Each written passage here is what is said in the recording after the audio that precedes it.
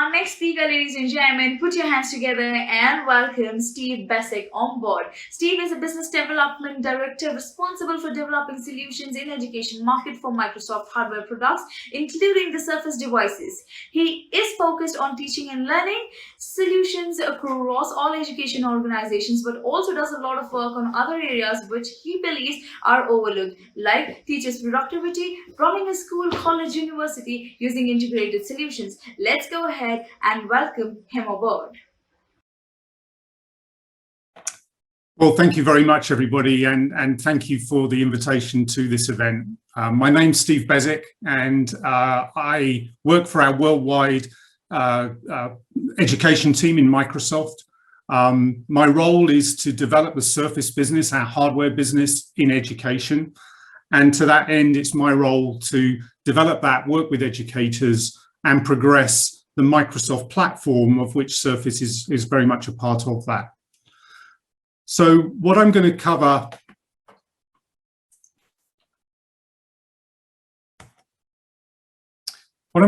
in the next few minutes is as follows. First of all, Microsoft in education, just giving you a little bit of an introduction, and then why the device is important. You know, it's sometimes overlooked about what type of device you need in an educational context.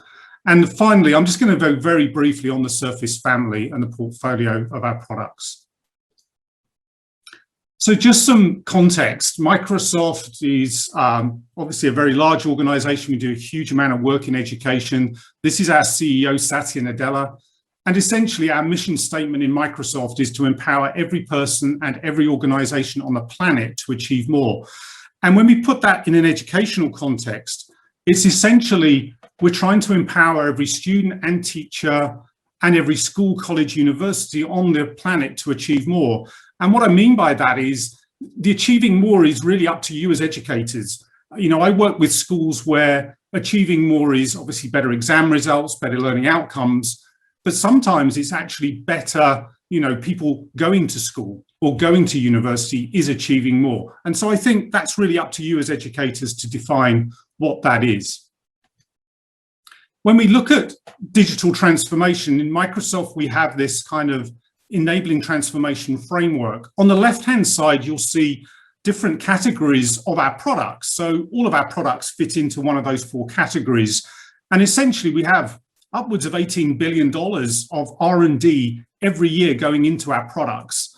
And what are we trying to do with those products in an educational context? It's to empower teachers, it's to make engagement happen, it's to optimize operations. And I think people focus a lot on the classroom or what's going on with the student, which is fine, but I think we also need to look at the whole operation of the organization and how technology can improve operationally how a school works, how a university works. So not just the engagement with the student, but there's a ton of other stuff going on, and how can technology improve not just learning outcomes, but improve the way teachers are able to save time, like you can do in the commercial marketplace by using technology.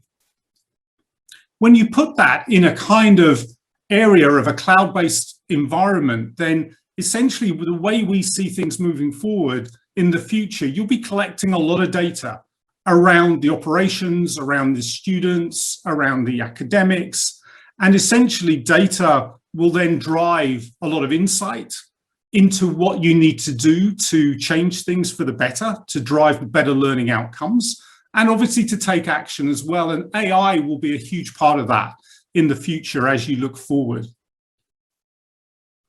Some other context before I go on to the reasons for the device is the workplace is changing, okay? You know, when we speak to employers, they talk a lot about the use of technology. How can you create a more empowered individual, an individual employee that's empowered and can collaborate really well? These are the success factors for businesses today. And from our side is how can we produce you know, a product that can drive creativity, collaboration in the school environment to enable them to get those skills ready for the workplace as well. And as you've seen with the pandemic, it's a combination of technology, space, and culture. Whether this is a business, whether it's a school, you've got to have all three things in balance about how do you optimize your space, How do you integrate the technology? But as importantly, it's having the right culture to drive the systemic change that you need to in the organization that you're in. And we think modern work requires modern devices. And in the same way, this is the business context, but in the educational context, we do believe that education, modern education requires modern devices to drive these kind of outcomes, and using technology to attract and retain talent.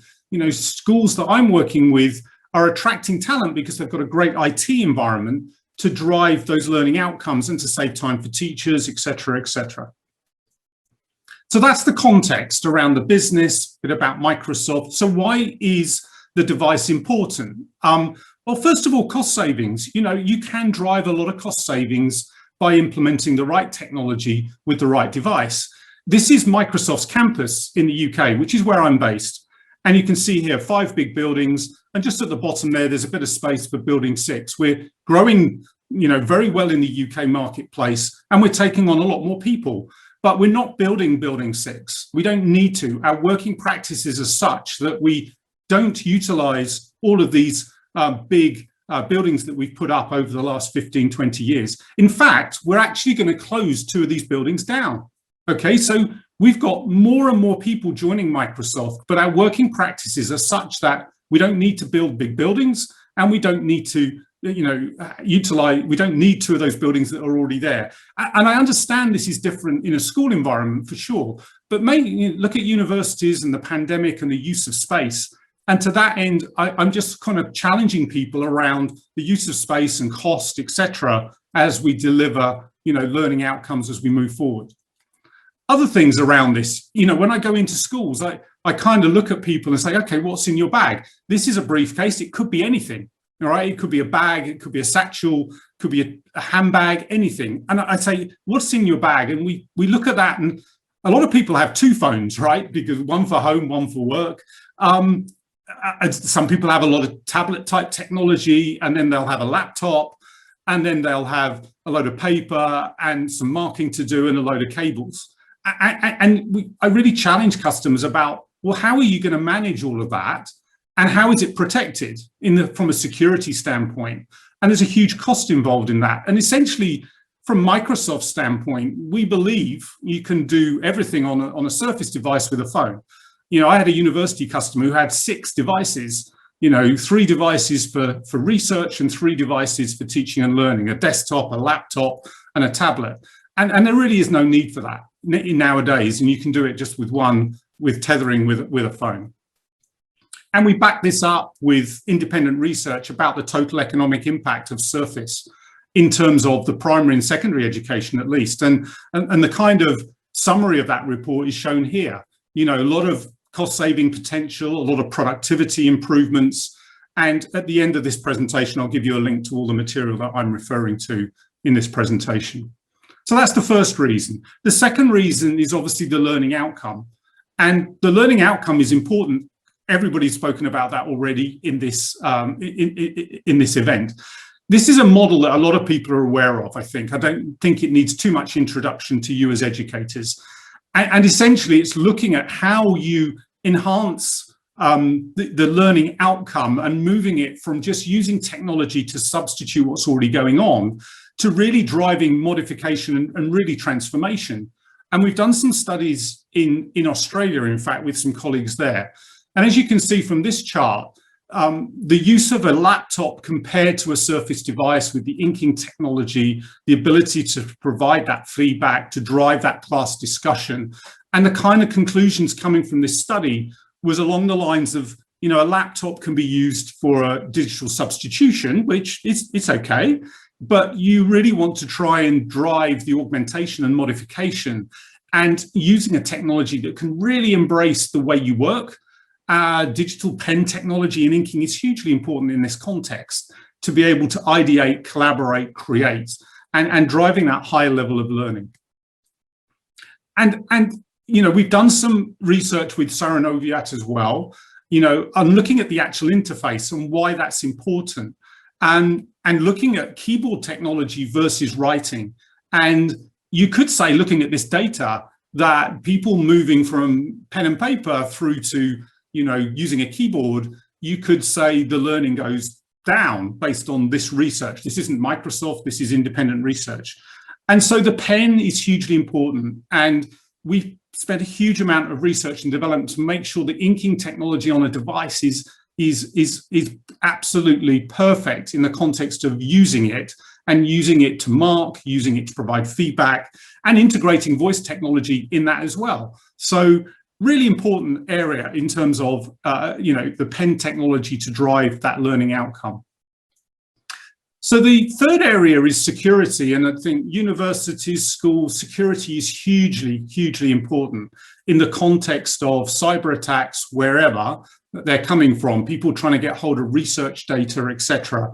And in Microsoft, we do look at that in the context of the 365 environment of the cloud environment that we have with the Surface device as well. And although this is a few years old, you can see here the impacts that having a Surface device with a 365 environment has on reducing not only the costs, but also the threat as well, in terms of making sure everything's up to date, everything is, all the updates are provided, etc. You've got to have a really good environment with management to enable this to happen. But if you do it well, this study is showing that you can really save costs and reduce the threat of security. The next one, the fourth one, is deployment and management. And when I go into schools and universities today, there is a huge amount of cost involved in the deployment of technology. And we have today more modern technology that many schools are starting to use. So rather than having the classic gold image that the IT department spend quite a lot of time configuring, you can do all this now with cloud-based technology. And to give you a sense, I'm not going to go through all of the detail of this slide, but we have many schools around Europe where they're literally now handing a Surface device to the teacher in a box or a student, and they take it out of the box, and through technology that the IT department will have used maybe over the summer, ready for September, the student or the teacher just logs on to the network, and about 5 or 10 minutes later, the system is ready to be used and is individually configured for that teacher, for that student, with the right timetable, the right security settings, etc. So this technology is called Autopilot. It used in conjunction with Intune, and it's a cloud-based management system from Microsoft. And we create our Surface devices in China ready for this kind of environment. And so rather than lots of costs from the IT department, there is a much better way of doing this. And we have lots of case studies on this, the material that, again, at the end of this call, I'll show you the link to. So that's the management and deployment. The next one about why the device is important is integration, okay? So I think as many people probably know, we have lots of cloud technology from Microsoft, the main ones being Microsoft 365, a dynamic set of products, which is used extensively in Europe, for CRM type systems, and also Azure as well, which is our platform-based cloud technology that a lot of universities are using across the whole world, in fact, for research and lots of other things. And I suppose we see the Surface devices being in the center of those technologies, and with a lot of investment being made by schools and universities in the cloud-based environment, I think it's important to look at the device to make sure the whole thing is integrated and working correctly. And so, people using Dynamics, looking at student life cycle, the creating of Power Apps, etc., is kind of emerging now as an important area. On Azure, it's those deployment service I mentioned, Windows Virtual Desktop. There's a whole host of things that Azure is being used for in universities and schools. And then Microsoft 365, which is well known, Teams, obviously, email, etc. But I think looking at this is a good reason to consider Surface in the context of bringing all that together under one platform. Coming to the end now, the sustainability. We in Microsoft have some huge goals around sustainability, and what I see when people looking at devices, they look at basically the power consumption of a device. And I'm challenging customers now to put sustainability into their RFIs for devices, because we all think, and I think everybody probably listening to this, that sustainability is hugely important to the world. And to that end, we in Microsoft have some massive goals to achieve carbon neutrality by the end of 2030. And then by 2050, we want to take back, if you like, the carbon that we've, as an organization, put into the atmosphere since we were created as a company in 1975. So some pretty ambitious goals. And to that end, sustainability is a huge part of what we're trying to do with Surface as well. And if you look at, at sustainability, and I haven't got time to go into all the detail here, but you've got to look at a lot more than just the electricity that's being used. I think probably only about 15% of the total carbon emission of a device is actually the electricity consumption. And most of it, of the carbon, is in the manufacturing, the sourcing of the right materials, and the disposal of the device as well. And to that end, we obviously take that very seriously. And we think we've got one of the most sustainable products in the marketplace, as you can see here from some of the data that we've got around one of our laptop devices. So the final one, in terms of the 7 reasons to consider a Surface device, is the product itself. And when I talk to customers, I say, do you really deeply want to transform your education? And if they do, in the context of what they're trying to do in their school or university, then my view is you should consider a Surface. There's lots of choice out there, clearly. But at the end of the day, you should consider it. However, if I go to a customer and they say, well, we just incrementally want to try and change, then I kind of say, well, maybe Surface isn't right for you. Surface is a transformational product, and we want it to be used in a transformational way. And if it's not, then you might not get the return on investment that you might have wanted. So to that end, again, it's challenging. But with the device itself, there's lots of features of a Surface device that enables some great context in terms of education. Fast charging, the ability to go from 0 to 80% in an hour. Battery life is hugely important, but so is fast charging. And we have some special algorithms on our battery technology to allow that to happen. The kickstand allows this device that you see in front of you both to be a tablet and to take off the keyboard, and obviously make it into either a laptop or a tablet, the 2-in-1. In fact, I have a customer that says it's like a 4-in-1 device. So they say it's a tablet, it's a laptop, it's a desktop, because they don't have desktops anymore, and they actually say it substitutes pen and paper as well. So they call it a 4-in-1 device. And, good technology for speakers, good technology for screen is hugely important in the online world that we live in today. So those are kind of, the product itself is the 7th reason to consider. And, with this slide, you can see here, there's a huge choice. I'm not going to go through all the family of our products, but the emphasis from Microsoft is we entered this market about 8 years ago now. And you can see here, we've grown our portfolio of products enormously, to small devices for students, one-to-one programs, devices for teachers, up to very powerful devices for research, linking to our Azure platform. So we do have a lot of customers now that can actually standardize on Surface in their environment, because the choice and the personas and the different personas that they relate to are clearly hugely important in that area. So in summary, then, you can see from what I've gone through, it is a combination of Microsoft Cloud technology and the device that brings the benefit of the whole system together, and certainly brings out the benefits of the Surface device. So yes, we can talk about i5, i7, i3, all these different technical terms, but the reality is it's all about how the device is used in the way that I've spoken about, how it is integrated with the cloud-based environment that is being used. And invariably with the Surface device, it's a Microsoft 365 cloud environment using Teams and Azure and other things.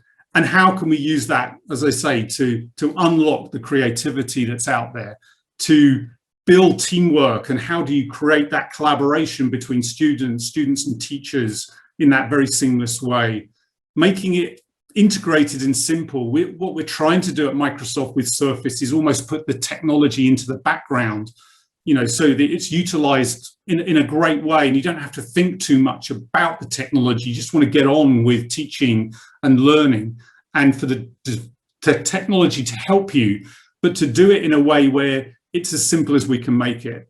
And then finally, as I said earlier on, security is hugely important in today's world. And I think I've gone through why the combination of Surface and the 365 environment is super important in that space. So if you do want to get in contact with me, that's my email address. A lot of the resources that I've spoken about today are on this Wakelet site that my colleague has put together. There's a lot of resources out there on Surface. If you want to find out about the different devices, then lots of Microsoft sites to go to. But this one is specifically about education and Surface together, and we thought that would be important for you. So with that, I've finished my presentation. Thank you very much for listening, and look forward to any questions that you may have.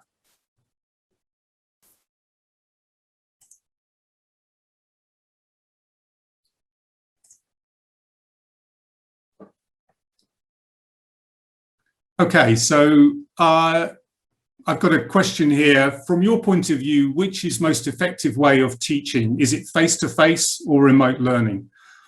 Well, it's obviously an interesting one today, and I think it's always going to be a combination of both. But certainly what we've seen in the pandemic is, we're doing face-to-face, but it's obviously online. And how do we create what feels like a face-to-face meeting, but doing it online? And sometimes that's hard. But again, Microsoft is, we're really trying our best to really focus in this area about creating the best environment for what I would call is an immersive way of working. I think from our side, we don't see education going back to, if you like, the way it was pre-pandemic, which is probably everything, in the school environment physically. I think what you'll see, certainly in the higher education, you'll see a combination of the two. And I suppose what we're trying to do with technology is to make it as immersive as possible, so that you create that face-to-face environment, but do it in an online way. And in order to do that, you need high quality technology, good sound systems, good systems on the, on the screen as well to do that. I got another question here saying, it's a big question, what is the future of digital learning? Well, I think, as our CEO said a few months ago, with the pandemic, we've had like 3 or 4 years of digital transformation in 2 or 3 months. And what I've seen is teachers who pre-pandemic probably didn't want to use technology in their teaching. They had to as a result of the pandemic. And actually a lot of them, if they were forced to do it, a lot of them have come back to me and said, well, actually, it's pretty good. And so I don't see we'll go back, but clearly it will be a mixture of, teaching at the school and teaching online. But I think digital learning provides a lot more flexibility in what we can do, and actually can drive a huge amount. Just one example before I finish, I had a teacher the other day who's doing some marking, and what was happening, without digital technology is the student was just going to the end of the essay and saying, did I get an A, B or a C? And they weren't looking at any of the feedback. And so using digital pen technology, it was all online, and they embedded a voice file. So they got the teacher providing feedback via a voice file and stopping the student going to the slider to the end to find out what grade they got. And so as she was marking the essay, she was writing, and providing feedback, and in addition, providing voiceover as well. So, she was underlining a word and saying, you used a great adjective at the beginning of this sentence. And that combination of voice inking technology to provide that immersive environment and fantastic feedback for the student, whereas before they just looked at their paper and went to the bottom and never read anything else. So they were forced, if you like, to listen to the feedback. And it's a good example, I think, of how technology can be used to really enhance that feedback loop. Okay, I think that's it. I'm kind of close to time. I don't have any more questions, unless there's any more.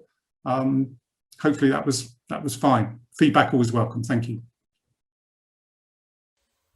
Thank you for sharing the insights. I am sure everybody is delighted to have you, and the insights are going to be helpful on a longer run. Thank you so much once again for being with us.